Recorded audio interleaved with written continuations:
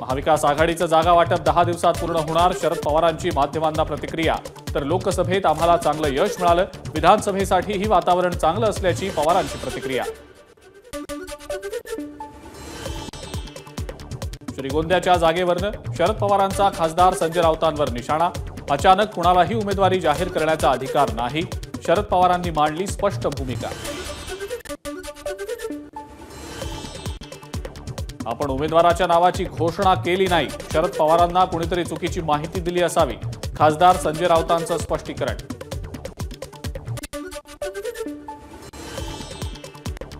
आगामी विधानसभेसाठी प्रकाश आंबेडकरांकडून रविकांत तुपकरांना सोबत घेण्यासाठी चाचपणी. लवकरच दोन्ही नेत्यांमध्ये बैठक होणार. एबीपी माझाला सूत्रांची माहिती. दोन्ही नेत्यांच्या प्रस्तावित युतीकडे राजकीय वर्तुळाचं लक्ष. मी कुठूनही आणि कुणाच्याही विरोधात लढण्यास तयार. वरळीतून लढणार का या पत्रकारांच्या प्रश्नावर अमित ठाकरेंचं उत्तर.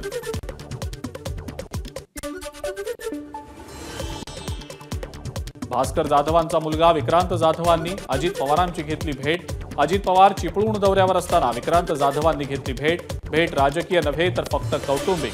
विक्रांत जाधवांची माहिती. महाराष्ट्राला निवडणूक आयुक्त कधी मिळणार? आदित्य ठाकरेंचा सवाल. तर सुजाता सौनिकांना आयुक्त होण्यासाठी सरकार दबाव टाकतंय. ठाकरेंचा आरोप.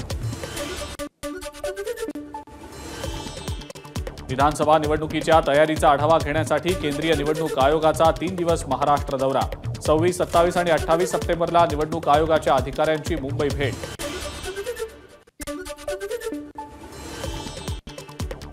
निवडणूक आयोगानं राज्यात दौरा करावा. विरोधी पक्षनेते अंबादास दानवेंची मागणी. मागच्या वेळी ज्या ठिकाणी महाविकास आघाडीचे उमेदवार होते त्या ठिकाणी जाणीवपूर्वक नागरिकांचे हाल झाले. दानवेंचा आरोप. मेघालय आणि जम्मू काश्मीरचे माजी राज्यपाल सत्यपाल मलिक यांनी उद्धव ठाकरेंची घेतली भेट. महाराष्ट्रात भाजपचा सुपडा साफ होणार. मी महाविकास आघाडीच्या सोबत. भेटीनंतर मलिकांची प्रतिक्रिया. सत्यपाल मलिकांनी मोदींबद्दल सांगितलेल्या गोष्टी भयावह. पुलवामा दहशतवादी घटनेबद्दल विचारलं असता मोदींनी शांत राहण्यास सांगितलं. सत्यपाल मलिकांनी दावा केल्याची नाना पटोलेंची माहिती. राज्यपाल रिटायर झाल्यावर भेट घेत असतात. सत्यपाल मलिकांना कोणत्या ना कोणत्या माध्यमातून राजकारणात शिरकाव करायचा आहे. सत्यपाल मलिक आणि उद्धव ठाकरेंच्या भेटीवर शिंदे गटातले आमदार संजय शिरसाट यांची टीका. मुंबईतल्या अंधेरी पूर्व विधानसभा मतदारसंघासाठी भाजप आणि शिंदे गटात रस्सीखेच. भाजपच्या वरिष्ठ नेत्यांकडून मुरजी पटेल यांना निवडणूक लढवण्यासाठी तयारीला लागण्याचे निर्देश.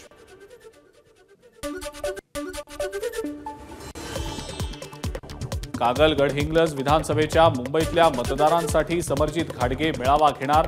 पुढच्या रविवारी 29 सप्टेंबरला मुंबईत मेळाव्याचं आयोजन. तर हसन मुश्रीफ आज दुपारी तातडीनं मेळावा घेणार.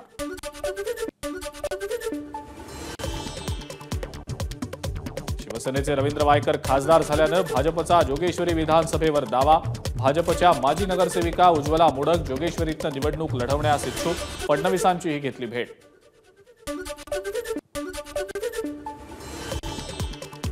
भोसरीची जागा ठाकरे गटाला सुटली नाही तर तुतारीचा प्रचार करणार नाही. ठाकरे गटाचा एकमुखानं ठराव. तर पदाचे राजीनामे देण्याचाही इशारा. विश्वसनीय सूत्रांची माहिती. राष्ट्रवादीचे सुरेश बिराजदार राज्यपाल कोट्यातनं आमदारकीसाठी इच्छुक. लोकसभेवेळी अजित पवारांनी दिला होता शब्द. त्यामुळे सुरेश बिराजदारांना विधान परिषदेवर संधी मिळणार का याकडे लक्ष.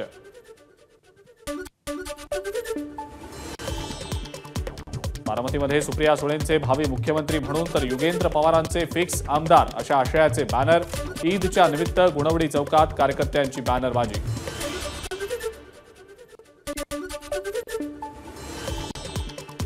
राष्ट्रवादीतील अंतर्गत वाद चव्हाट्यावर. मुख्य प्रवक्ते उमेश पाटलांची पक्षातील शिस्तीबाबत आमदार यशवंत माने आणि माजी आमदार राजन पाटलांवर कारवाई करण्याची मागणी.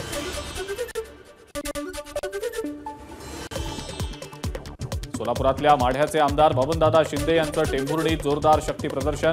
अजित पवारांच्या उपस्थितीत विराट रॅलीचं आयोजन.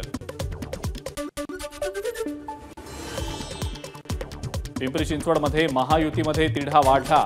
भोसरी चिंचवडवर राष्ट्रवादी अजित पवार गटाचा दावा, बैठकीमध्ये अजित पवार गटाचा ठराव.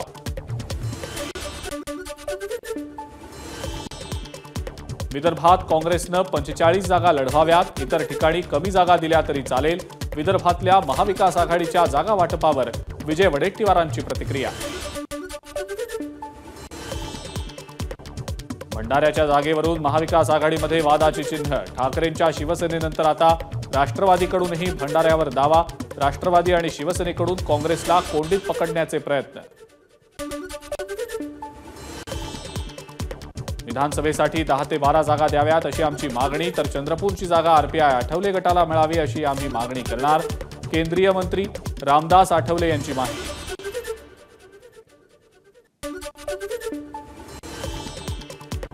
इंदिरा गांधींचा आदर्श घेऊन सरकारनं निवडणुका घ्यायला हव्यात. त्यांना माहिती होतं त्या हरणार आहेत, तरी त्यांनी निवडणुका पुढे ढकलल्या नाहीत.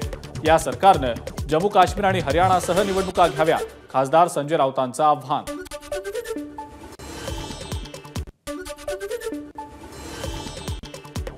शरद पवार उद्धव ठाकरे यांच्यावर कधीच टीका करत नाहीत, कारण ती माझी लायकी नाही. माझ्या लेव्हलचा माणूस संजय राऊत. जळगावमध्ये मंत्री गुलाबराव पाटलांचं वक्तव्य.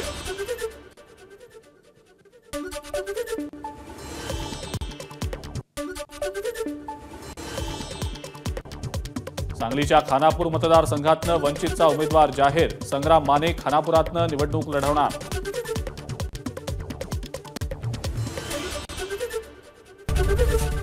एबीपी माझा, उघडा डोळे बघा नीट.